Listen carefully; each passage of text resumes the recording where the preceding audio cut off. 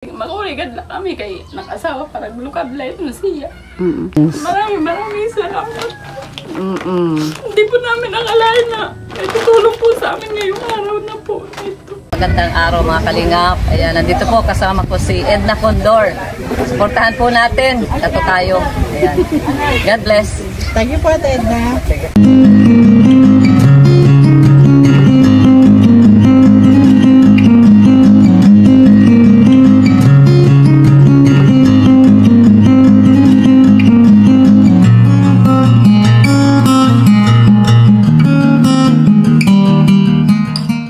Napakainit na hapon mga kanainays. Nandito kami ngayon sa Barangay Tangbo, Katubig, Northern Samar. May masipag na bata, kausapin natin. Ano pangalan mo? Marjeline. Marjeline. Apelyido mo? Galit. Galit? Ah. Araw-araw ka nagtitinda ng ano tawag dito? Tingnan niya natin. Ayan mga kanainay. Sinaput pala yung tinitinda niya. O, sinaput. Okay. Magkano binta mo sa sinaput mo?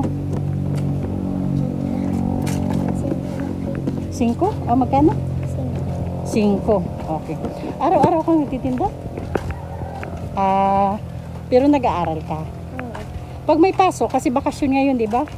Pag may pasok, nagtitinda ka pa din? Saturday, Sunday lang. Okay. Papunta tayo sa bahay mo, ha? O mga kanainays, ha? Nadaanan namin sa kalsada habang nag-i-scout kami si, ano na ulit? Marjeline. Marjeline. Galit. Galit, tama? Oo. Nagtitinda siya mga kanainays ng sinapot. So, puntahan natin sila sa bahay nila. Alamin natin kung ano yung sitwasyon ng pamilya ng batang ito na napakasipag. Ang init-init kaya mga kanainay. Sobrang init. Kami nga, oh.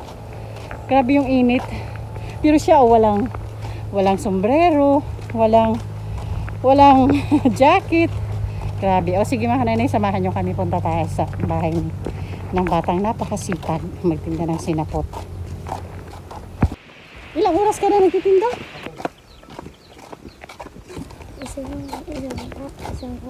Mga isang oras na. Magkano na yung benta mo? 100. Uy, 100 mga kanainay. Buyag. 100 na yung kita niya. Oh, sa isang oras may git na pagtitinda. Okay mga kanainay, sandito na tayo sa bahay ng batang napakasipag magbinta ng sinapot. Ito pala dito. Okay mga kanainay, samahan nyo kami. Pasok tayo sa bahay. Kausapin natin si nanay at saka si tatay. Maupay po, nakulop. Magandang napakainit na hapon. Tuloy na po ako, nay, ha? Vlogger po ka?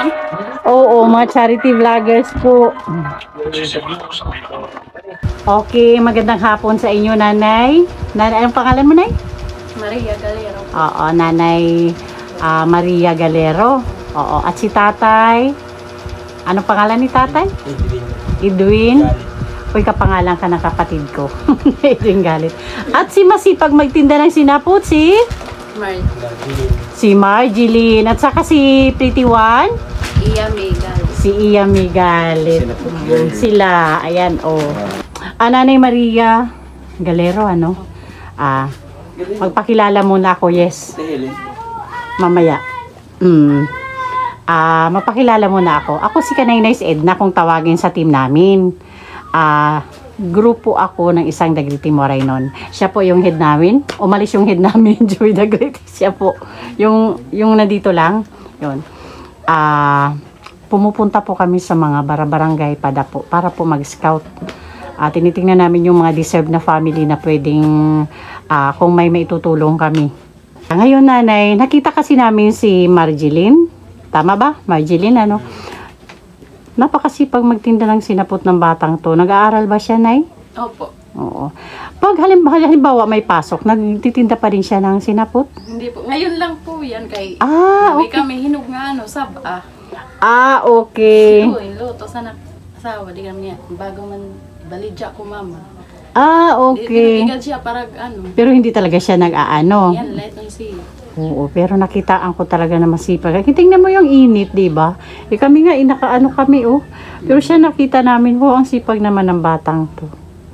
Kaya yun, sinamahan ko siya dito. Nay Maria, sa tingin mo, sa sitwasyon nyo araw-araw, kung may willing tumulong, kailangan nyo po ba?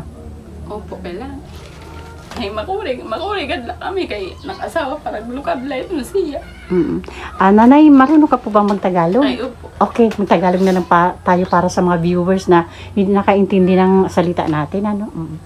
Sa tingin mo, Nay, bakit kailangan mo ng tulong? Dahil mahirap lang po kami. Wala naman po kami ibang pinagkukunan ng anak buhay. Wala naman po ibang trabaho. Ang asawa ko po, isa lang po siyang magkukupra po. Okay. Yung kinukupra po ba niya, sarili nyo, o yung may po, ano lang? Po, yung may mga may-ari dito pag nagpapakupra. Ilang porsyento na ba ngayon ang hatian ng kupra? Tresyo? Ano ba tawag doon? 50-50 na. Okay, good. Mas good ngayon kaysa dati, di ba? So, nanay, sa tingin mo, ano yung pinakakailangan yung tulong kung sakaling may willing tumulong sa inyo? Saan mo naisip mo ba kung ano yung pinakakailangan yung tulong sa ngayon? Sa ngayon po, kahit lang yung sa pang-araw-araw lang po. Financial talaga yung pinaka number 1 na kailangan nyo sa pamilya nyo. O, pero itong dalawang batang to nag-aaral talaga, Nay. Opo, ito, mag-grade 4 na po siya ngayon pasukan. At saka ito po, magkikinder. So, para sa'yo, yung pang-araw-araw nyo talaga ang sa tingin mo, mas kinakailangan nyo. Opo. Okay, pero wala naman may sakit din sa inyo. Okay naman yung mga health nyo. Ikaw, Nanay, anong hanap buhay ang pinagkakaabalahan mo? Wala po, dito lang po ako sa bahay. Sa mga bata, tumitingin ka lang. So, si tatay lang yung may source of income. Okay. Bakit, Nanay, dumating na ba sa point na lumipas yung buong araw na wala talaga? Dumating na ba kayo sa point na yun? Opo, nanihiram lang po ako sa kapitbahay ng pag wala kaming masaing. Naghihiram po kami sa kapitbahay ng bigas. So dumating ka na talaga sa point na ganun. Pag wala pong trabaho, ang asawa ko po. Siyempre, totoo. Kasi yung pagkukupra naman, hindi naman araw-araw yan, di ba? Kasi ang alam ko sa kupras din, trimestry, di ba? Kasi hindi naman araw-araw may mature na buko na pwedeng ikupras, di ba? So yun, tama. Oo, tama. So pag wala yun, ano yung ibang pinagkakikitaan ni Kuya? Yun lang po talaga. Yun lang talaga. Minsan po, nag-ano po siya, yung baby po, yung sa Sa ilog. Opo. Minsan po, nag-ano siya ng mga, nangangawil po. Ilang taon na kayong mag-asawa, Nay Maria? Magna 9 years po kaming live-in, tapos ilang buwan pa lang po kami. Nagkasal na kayo? Okay. Congrats sa inyong dalawa. Opo, December. Nanay, mula na magsama kayo, ano sa tingin mo yung pinakamahirap na pinagdaanan yung problema ninyong mag-asawa? Yung pinakamahirap po, yung pag bagyo. Pag bagyo. Kasi malalim talagang tubig dito sa amin.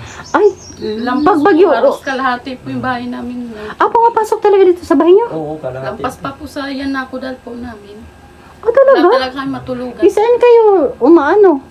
Pupunta po kami Sa may evacuation center ba kayo dito? Wala pa. Ay, wala. Doon sa may mga bahay, doon sa may highway po. Sa bahay din kayo nag-evacuate. Kasi dito wala. Malaki po ang tubig. Ay, talaga. Pero lahat kayo dito? Ganyan ang sitwasyon pag bagyo? So yun ang unang pinaka-problema nyo dito pag na ng bagyo, Pero yung hangin-hangin lang po, pag yung malakas po na hangin, dyan po kami kalakapitan tumutuloy. Okay. Kasi medyo matibay po yung bahay niya. Ni Kap. Oo. Thank you, Kap. At least yung mga nasasakupan mo pala pag ganitong dyan mo pinapatuloy. Thank you, Kap. Shout out. Okay, sige mga kanaynay. Tanungin lang natin ulit si Nanay Maria. Nanay Maria, kung halimbawa makabalik kami dito, kung may sponsor na magpahatid ng tulong sa inyo, sa tingin mo ano yung mga gusto nyong dalhin namin sa pagbabalik namin?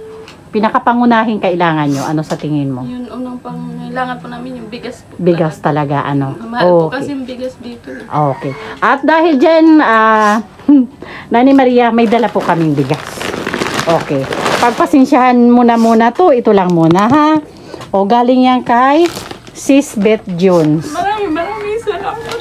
Hindi po namin akalain na may tutulong po sa amin ngayong araw na po ito. Mga kanaynays, dahil po kay Marjeline na napakasipag po magbinta ng sinapot, Siya po ang dahilan kung ba't napunta kami dito sa bahay nila. At ayun, si nanay naging emosyonal dahil ang kailangan po talaga daw nila is bigas. Kaya naiyak si nanay dahil may bigas pa tayong dala galing kay Sis Beth Jones. Sis Beth, salute talaga sa iyo dahil po sa walang sawang pabigas nyo. Ito na naman may isang pamilya na naman po na may masasaing na bigas mula po sa inyo, Sis Beth. Thank you. Salamat po. Kaya hindi pa ako nakakabili po ng bigas. Kaninang umaga lang po kami kumain ng bigas. Ay, ng kanin po. Kaya nagluto po yung asawa ko ng pinahapot para makabili po kami ng bigas. Pinahapot pa lang tawag dito sa kanila, sa amin naman sinapot. Sa Katarman. May naluto ka na. Okay, Nanay Maria, Tatay Edwin, pagpasensyahan nyo na muna yan lang muna ha. Mag-pray lang po tayo na sana pagbalik ko, may abot pa kaming iba sa inyo. Maraming salamat po sa inyo. Okay, sige. Tatay Edwin, ano masasabi mo kay Sis Beth John sa bigas na patuloy na pinapahatid sa mga bahay-bahay na nangailangan talaga? Salamat. Okay, Marjeline. Ikaw, ano masasabi mo? Napakasipag mo. Ha? Walang sombrero, walang jacket, ang galing. Kaya ayun niya magdala ng payong kay hindi daw niya mabubuhat. Ito na yung plastic niya natagi sa ramon. Oh, sige, hanggang dito na lang mga kanay-nice, mga ka-partners. Thank you so much po. Dito po magtatapos ang ating vlog kina Nanay Maria sa pamilyang ito.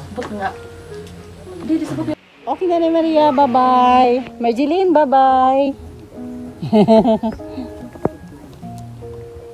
Okay mga kanay-nice, gusto ko lang mag-thank you sa ating mga butihing sponsor. Siyempre, Manay Tiri Anderson, Ma'am Hawaii, Sis Claire Azan Milanica, Sangkay Alit Lumagbas Bunyol, Ma'am Marcelina Fedorowicz, Sis Beth Jones, Ate Joveta Valleza Tejero, Miss Irene Biswilan, Sangkay Ima Vlogs, Sis Selena Barbosa, Ma'am Hayats, and Ma'am Janet Galvan Salazar. Thank you so much po sa walang sawang support.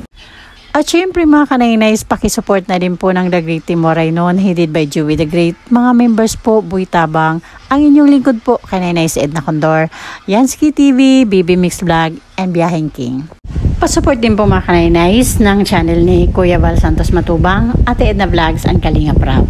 At syempre kasama namin ngayon, Sis Inday Vlogs, at si Sis Nining.